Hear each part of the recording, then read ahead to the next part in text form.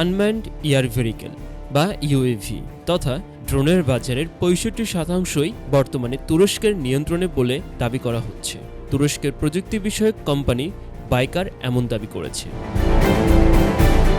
গত ৩ বছর ধরে বাইকার বিশ্বের সবচেয়ে বড় ড্রোনের প্রতিষ্ঠান হিসেবে নিজেকে প্রতিষ্ঠিত করেছে। বর্তমানে তার নিকটতম প্রতিদ্বন্দ্বী মার্কিন ড্রোন নির্মাতার চেয়ে বাইকার ৩ গুণেরও বেশি বড় ব্যবসা প্রতিষ্ঠান।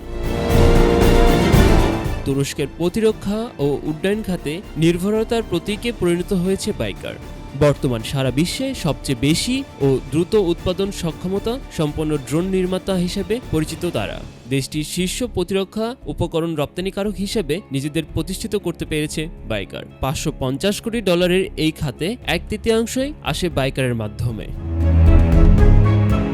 ২০২৩ সালে বাইকারের রাজস্ব আয়ের ৯০% এসেছিল বিদেশি বাজার থেকে। এবছর আগস্ট পর্যন্ত ৩৪টি দেশে বাইকার TB2 ও আরও 10টি দেশে আকিনজি ড্রোন রপ্তানি চুক্তি করেছে বাইকার। তুরস্কের প্রথম মানুষবিহীন জেট বিমান নির্মাণ করেছে বাইকার, যার নাম রাখা হয়েছে কিজিল এলমা।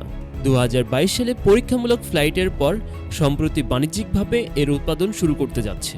বাইকার ভবিষ্যৎ দৌড়ের জন্য প্রস্তুতি নিয়েছে, গতকাল বা আজকের জন্য নয়। Hasan Arif, RCTV, iDesk।